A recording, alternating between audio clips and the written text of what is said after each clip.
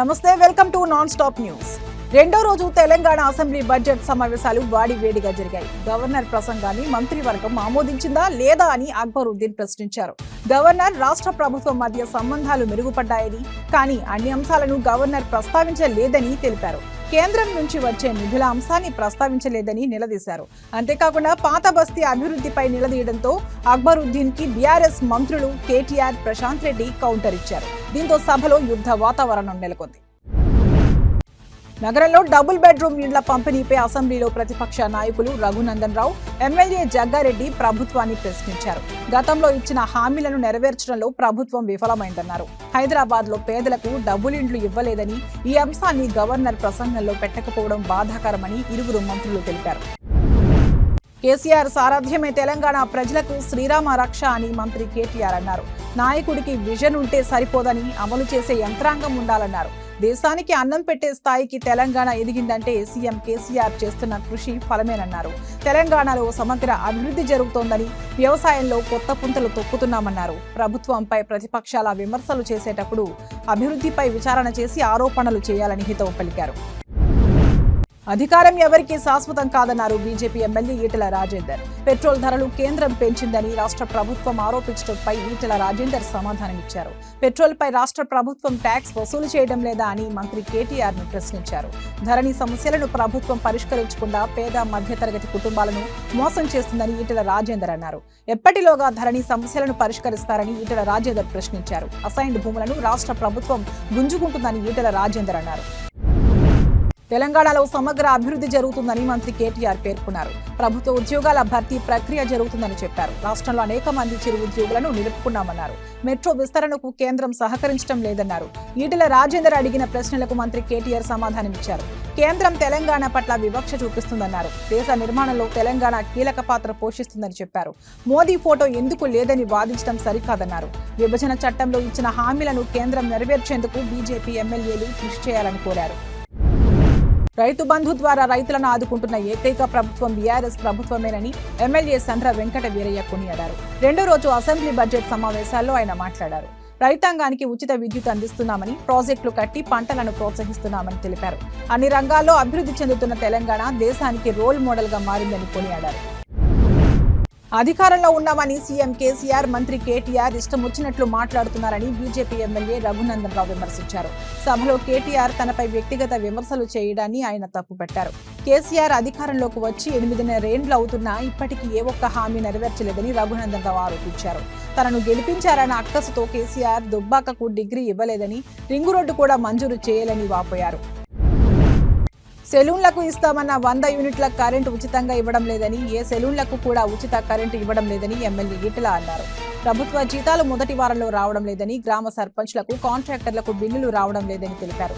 ప్రజా సమస్యలపై అసెంబ్లీలో మాట్లాడుతుంటే స్పీకర్ను అడ్డుపెట్టుకుని గొంతు నొక్కే ప్రయత్నం చేస్తున్నారని ఈటెల మండిపడ్డారు.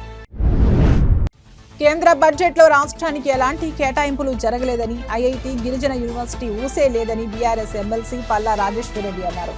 విభజన హామీలైన కాజీపేట కోచ్ ఫ్యాక్టరీ, బయ్యారు ముక్కు ఫ్యాక్టరీ ఏమయ్యాయని ప్రశ్నించారు. ప్రభుత్వ ఆస్తులన్నింటినీ అదానీకే కట్టబెడుతున్నారని విమర్శించారు. సీఎం కేసీఆర్ సంపద సృష్టిస్తుంటే కేంద్రం మాత్రం ఉన్న సంపదను అమ్మేస్తోందని ఆరోపించారు.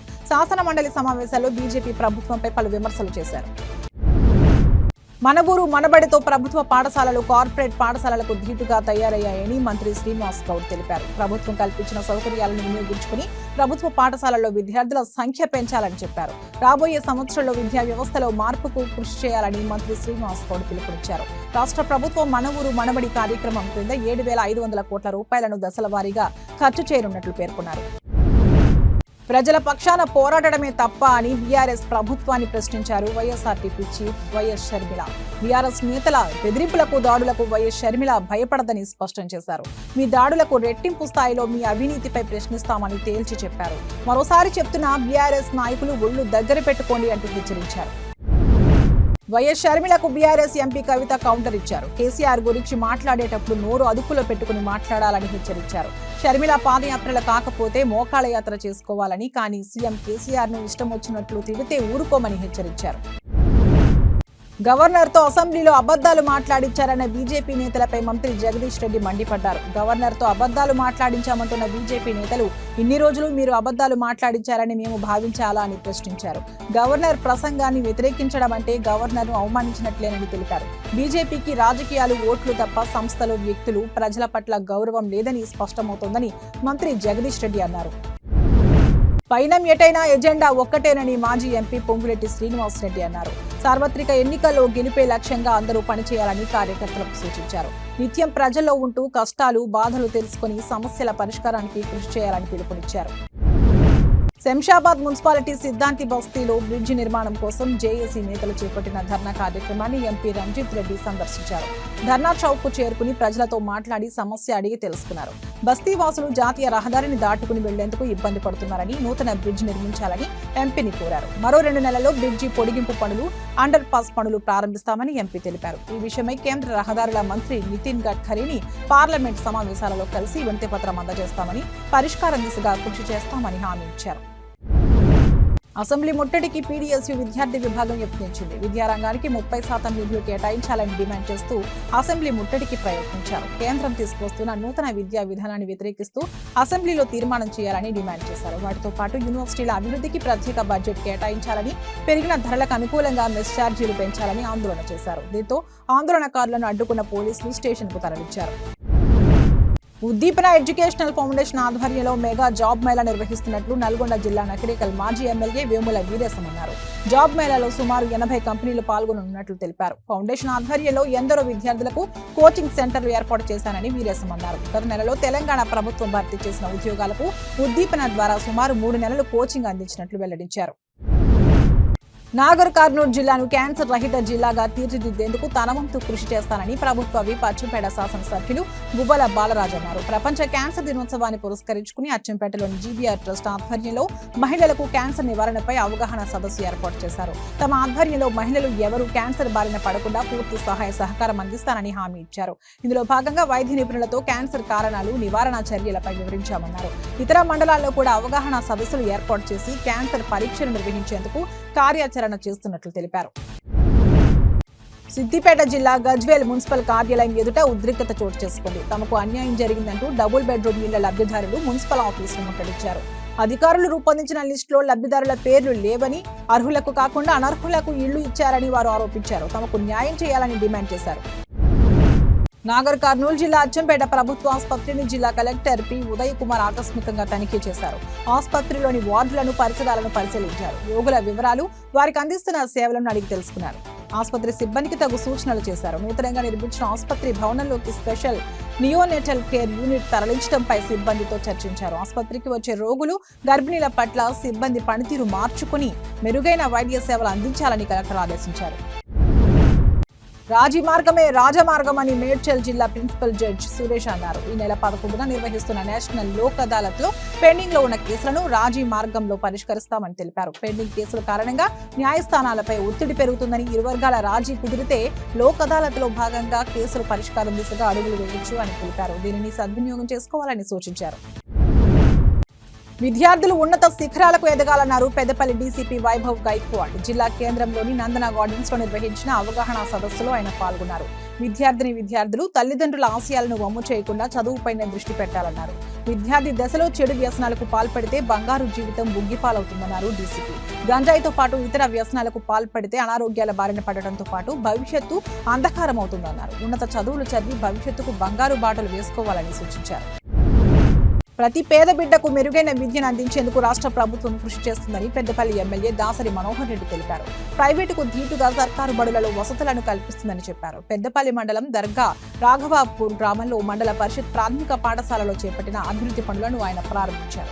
మన ఊరు మనబడి కార్యక్రమం ద్వారా 25 రూపాయలతో అనేక సౌకర్యాలను కల్పించామని ఎమ్మెల్యే తెలిపారు. ఈ కార్యక్రమంలో జిల్లా కలెక్టర్ సంగీత, అదనపు కలెక్టర్ కుమార్, ఇతర అధికారులు పాల్గొన్నారు. ఇరిగేషన్ శాఖ అధికారుల నిర్లక్ష్యంతో రైతుల పంట నీటి పాలైన ఘటన సంగారెడ్డి జిల్లాలో చోటు చేసుకుంది. పుల్కల్ మండలం సింగూరు ప్రాజెక్టు గేట్ల ద్వారా నీరు లీకేజీ అవడంతో ఆందోళ్ మండలం చందంపేట గ్రామ రైతులు అపార నష్టానికి గురయ్యారు. గ్రామంలో సుమారు 50 ఎకరాల పంట నీట మునిగింది. పంట నష్టపోయిన రైతులను ఫోరం ఫర్ బెటర్ సొసైటీ అధ్యక్షుడు శ్రీధర్ మహేంద్ర పరామర్శించారు. ప్రతి ఏటా సింగూరు ప్రాజెక్టు గేట్ల మరమ్మతుకు నిధులు విడుదలవుతున్నా సమస్య పరిష్కారం కావడం లేదని, ఆ నిధులు ఏమవుతున్నాయని ప్రశ్నించారు. నిజామాబాద్ జిల్లా ఎడపల్లి మండల కేంద్రంలోని తహసీల్దార్ కార్యాలయం ఎదుట ప్రజా సంఘాల పోరాట కమిటీ ధర్నా నిర్వహించింది.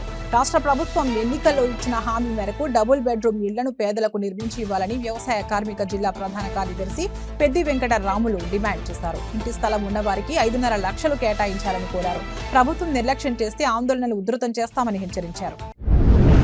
జయశంకర్ భూపాలపల్లి జిల్లా కేంద్రంలోని తహసీల్దార్ కార్యాలయం ఎదుట సిపిఐ నేతలు ధర్నా నిర్వహించారు. ఎర్రచెరువు సర్వే నెంబర్ 280లో ఇల్లు లేని నిరుపేదలకు ఇంటి స్థలాలు ఇవ్వాలని డిమాండ్ చేశారు. ప్రభుత్వమే డబుల్ బెడ్రూమ్ ఇల్లు కట్టించి ఇవ్వాలని కోరుతూ భూపాలపల్లి జిల్లా తహసీల్దార్ కార్యాలయం వద్ద భూ నిర్వాసితులు నిరసన చేపట్టారు. ఇళ్ల స్థలాలు ఇవ్వాలంటూ తహసీల్దార్కు వినతి పత్రం అందించారు.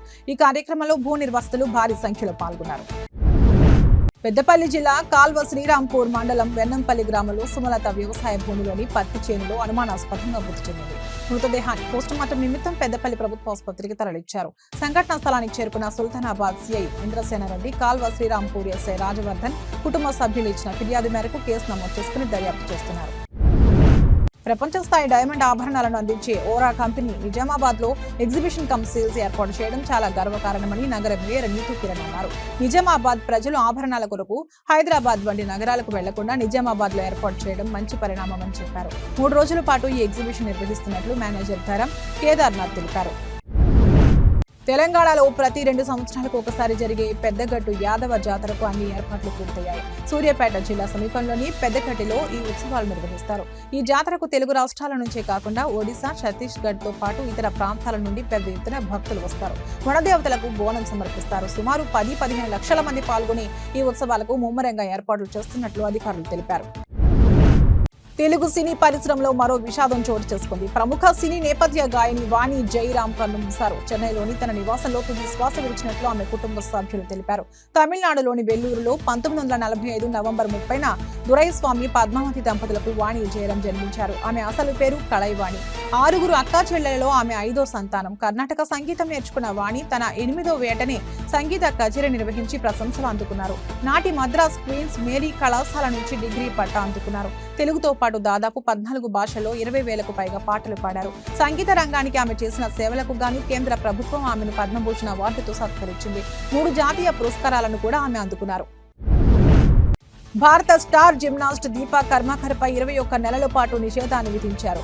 డోపింగ్ పరీక్షల్లో ఆమె పాజిటివ్ గా తేలింది. నిషేధిత ఉత్ప్రేరకం హిగమనైన్ ను ఆమె వాడినట్లు పరీక్షలో నిర్ధారణ అయింది. ఆమె డోపింగ్ కు పాల్పడినట్లు రుజువైందని ఇంటర్నేషనల్ టెస్టింగ్ ఏజెన్సీ తెలిపింది. ఈ ఏడాది జూలై 10వ తేదీ వరకు ఆమెపై నిషేధం అమల్లో ఉంటుంది. నిషేధం కారణంగా ఆమె అపారటస్ వరల్డ్ కప్ తో పాటు కనీసం 3 వరల్డ్ కప్ సిరీస్లకు కూడా దూరం కానుంది. అనేక సామాజిక సేవా కార్యక్రమాలతో ప్రజల్లో చెరగని ముద్ర వేసుకున్నారు కంది శ్రీనివాసరెడ్డి. ఆయన స్థాపించిన కేఎస్ఆర్ ఫౌండేషన్ ద్వారా సేవలు అందిస్తూ మన్ననలు అందుకుంటున్నారు. ఆపదలో ఉన్న వారిని ప్రాణదాత అంబులెన్స్లు సమయానికి ఆసుపత్రికి చేర్చి ఆపద్ బాంధవుడిలా ఆదుకుంటున్నాయి. ఆదిలాబాద్ పట్టణంలోని సిసిఐ క్వార్టర్స్ లో నివాసం ఉండే 73 ఏళ్ల దేవల్ల బాధలకు న్యూరో సమస్య ఉండడంతో ఆయనను మెరుగైన వైద్యం కోసం హైదరాబాద్ లోని ఓ ప్రైవేట్ ఆసుపత్రికి తరలించారు.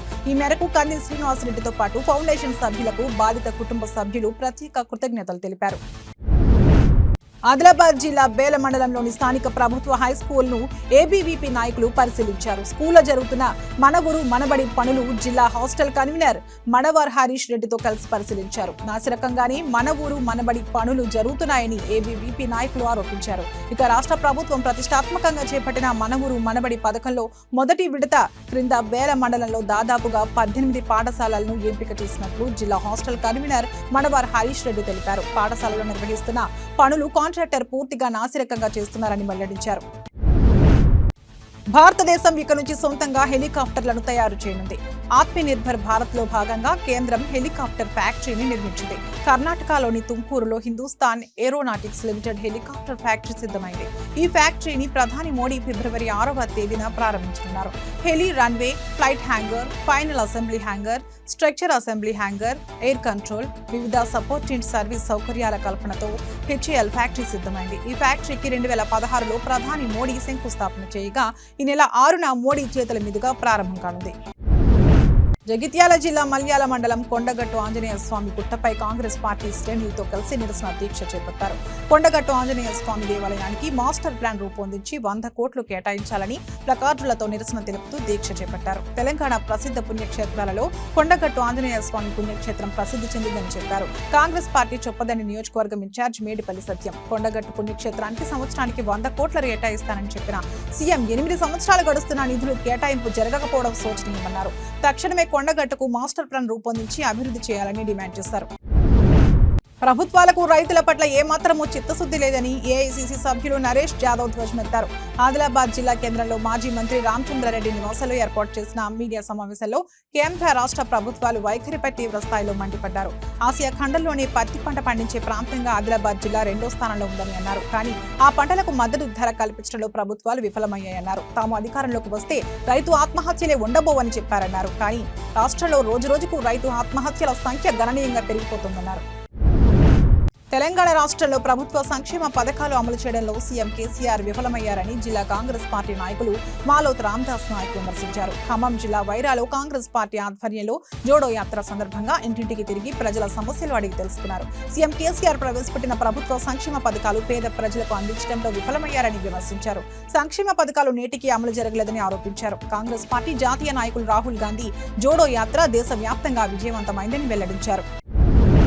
జనగామ జిల్లా కోడకండ్ల మండలం మొండ్రాయి పెట్రోల్ బంక్ వద్ద ఘోర రోడ్డు ప్రమాదం జరిగింది. ద్విచక్ర వాహనంపై వస్తున్న 2 యువకులను డీసీఎం ఢీకొట్టింది. దీంతో బైకులో ఉన్నటువంటి 2 యువకులు అక్కడికక్కడే మృతి చెందారు. సంఘటన స్థలానికి చేరుకున్న పోలీసులు మృతదేహాలను పోస్టు మార్టం నిమిత్తం స్థానిక ఆసుపత్రికి తరలించారు. ప్రమాదంపై కేసు నమోదు చేసుకున్న పోలీసులు దర్యాప్తు చేస్తున్నారు. ఆదివాసీ సంస్కృతి సంప్రదాయాలను పరిరక్షించుకుంటూ భవిష్యత్తు తరాలకు అందించాలని, అందుకోసం నేటి యువత కృషి చేయాలని ఆదివాసీ పర్ధాన్ సమాజ్ పూజారి రమేష్ అన్నారు.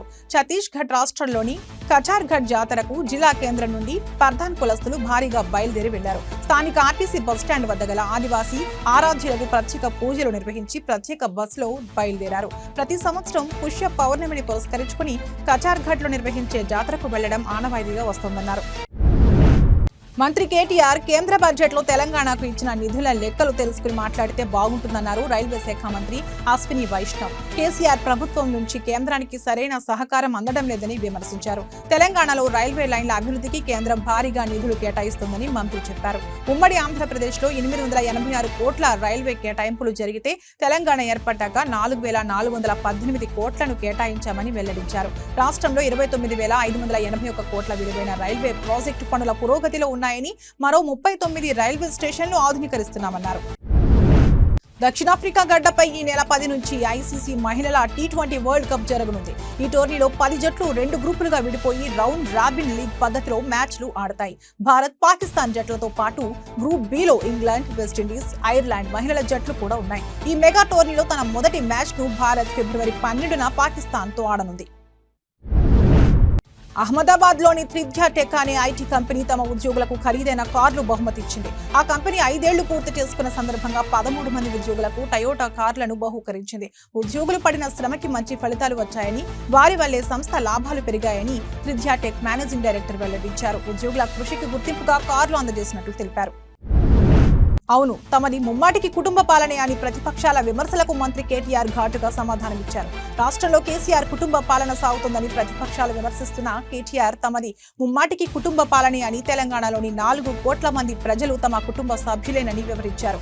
ఆ కుటుంబానికి సీఎం కేసీఆర్ పెద్ద కొడుకు అని చెప్పారు. అందుకే కుటుంబ పాలన అంటున్న ప్రతిపక్షాల విమర్శల్ని తాము స్వీకరిస్తామని అన్నారు.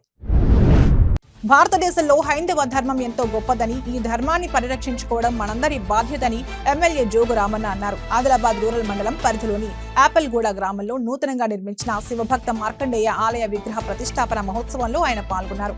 అంతకుముందు పలు అభివృద్ధి పనులకు భూమి పూజ చేశారు. ఆ తర్వాత వేద పండితుల మంత్రాల నడుమ ప్రత్యేక పూజలు చేశారు. ఇవాళ తెలంగాణ అసెంబ్లీలో ఎంఐఎం బీఆర్ఎస్ మధ్య మాటల యుద్ధం జరిగింది. మంత్రి కేటీఆర్ వ్యాఖ్యలకు అక్బరుద్దీన్ ఓవైసీ కౌంటర్ ఇచ్చారు. 7 ఎమ్మెల్యేలే ఉన్నారని కేటీఆర్ అన్నారు. దీన్ని మేము తీవ్రంగా పరిగణిస్తున్నాం. మా పార్టీ అధినేత అంగీకరిస్తే వచ్చే ఎన్నికల్లో 50 స్థానాల్లో పోటీ చేస్తామని ప్రకటించారు. దీనిపై తాను పార్టీ చీఫ్ తో మాట్లాడతానని వెల్లడించారు. 7 కాదు, కనీసం 15 మంది ఎమ్మెల్యేలుగా ఎన్నికయ్యేలా చూస్తామని అక్బరుద్దీన్ ఓవైసీ స్పష్టం చేశారు. ఈసారి మరింత మంది ఎమ్మెల్యేలతో సభలో అడుగు పెడతామని చెప్పారు. ప్రజలకు నాణ్యమైన వైద్య సేవలు అందించాలని నిర్మల్ జిల్లా కలెక్టర్ వరుణ్ రెడ్డి అన్నారు. జిల్లా కేంద్రంలోని ప్రధాన ఆసుపత్రిని ఆయన ఆకస్మిక తనిఖీ చేశారు. వైద్య సేవలు అందిస్తున్న తీరును అడిగి తెలుసుకున్నారు. పలువురు పేషెంట్స్ తో కలెక్టర్ మాట్లాడారు. అనంతరం వైద్యులతో సమావేశం నిర్వహించారు. సమయపాలన పాటించాలని, రోగులకు నాణ్యమైన వైద్య సేవలు అందించాలని కలెక్టర్ వరుణ్ రెడ్డి సూచించారు. ఆసుపత్రి ఆవరణను పరిశుభ్రంగా ఉంచాలని ఆదేశించారు.